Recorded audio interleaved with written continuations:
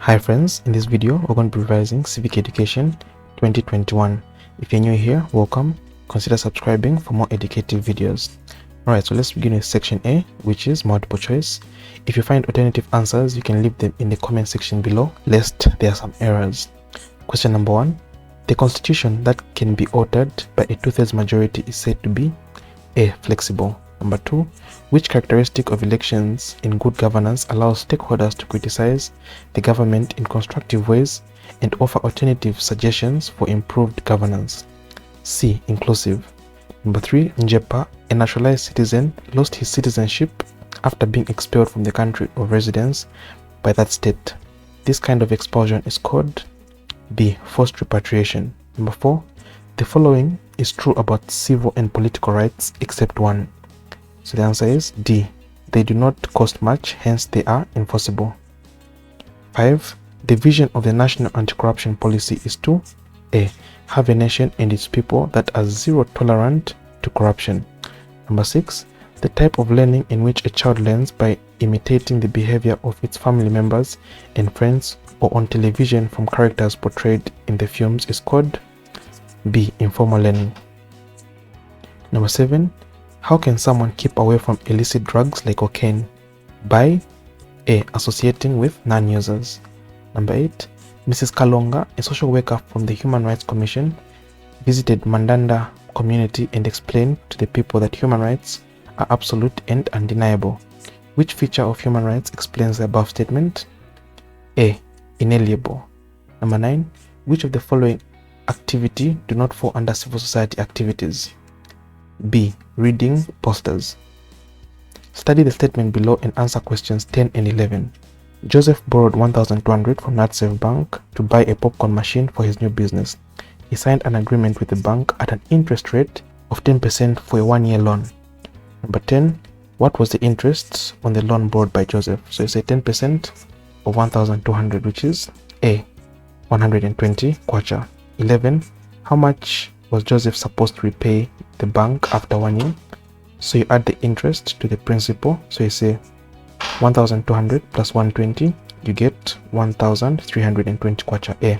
Number 12. The Citizens Advice Bureau is a branch of the Law Association of Zambia that offers litigation on a pro bono basis.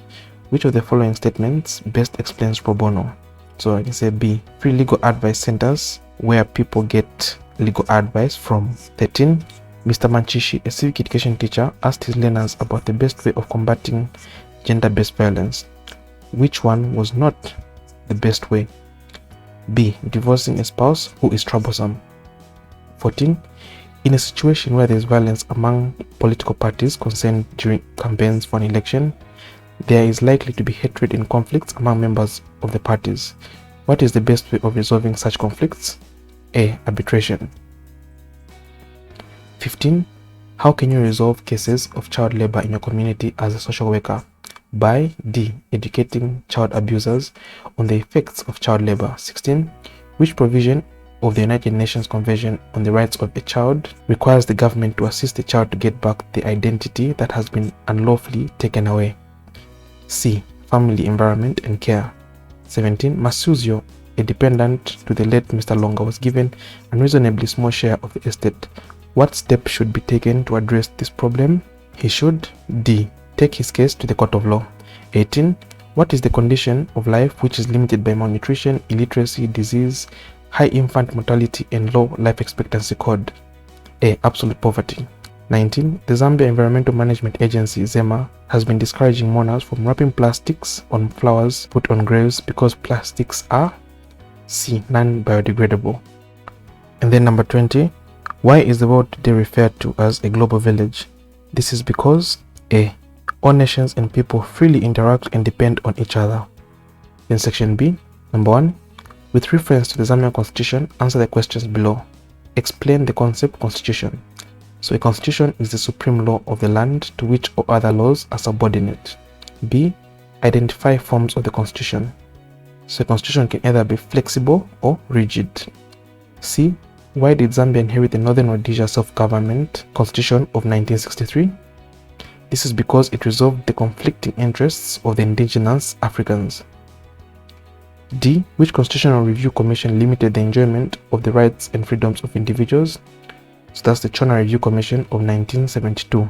E. Why are checks and balances important in relation to a constitution? So to ensure that the constitution is followed and respected. F.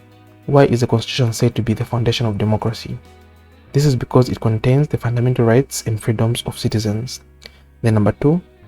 Briefly explain the benefits of decentralization to Zambia's governance system. So it reduces delays as most decisions could be made on the spot instead of referring to the headquarters. It makes plans and programs more relevant to local needs and conditions. It improves coordination between different government agencies in an area. And then it reduces the burden of senior staff at national level in order to improve their performance. And then number 3, Mapalo is 12 years old. She has been raped repeatedly by her stepfather and her uncles since she was 8 years old. They told her not to tell anyone and threatened her with terrible things if she did that. A. What made Mapalo vulnerable?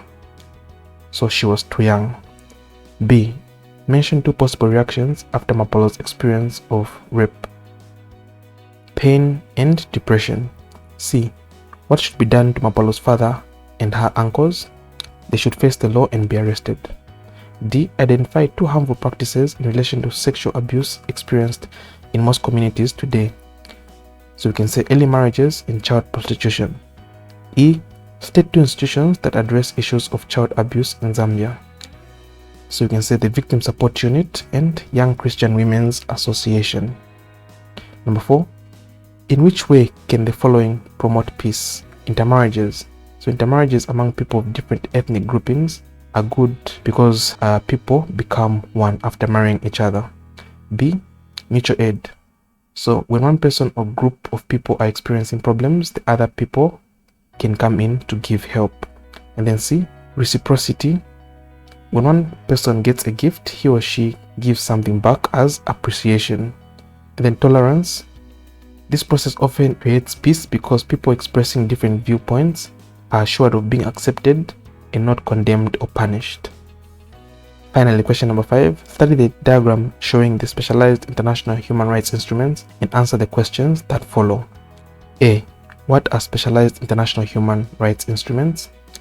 So specialized international human rights instruments are treaties and other international texts that serve as legal sources for international human rights law and the protection of human rights in general.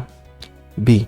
When was the United Nations Convention Against Corruption recognized by the United Nations General Assembly? So it was recognized in October 2003. C. Identify the specialized international human rights instruments marked B and C. So I think there's a mistake here. It's supposed to be A and B. So A is the Convention on the Elimination of All Forms of Discrimination Against Women, and then B is the Convention on the Rights of a Child. D. Mention one main area covered in the United Nations Convention Against Corruption. So one area is preventive measures. E. Why did United Nations Organization come up with the International Convention on the Protection of Rights of all migrant workers and members of their families? So this was to protect the migrant workers and their families from exploitation. Then F. What is the relationship between human rights and human development? So when human rights are respected, development can easily take place because people are free and more productive. Okay, so that's it for this video, where we're going through some questions from Civic Education 2021. If you found the video helpful, give it a like and subscribe to the channel if you haven't yet already. Thanks for watching. I'll catch you guys in the next one.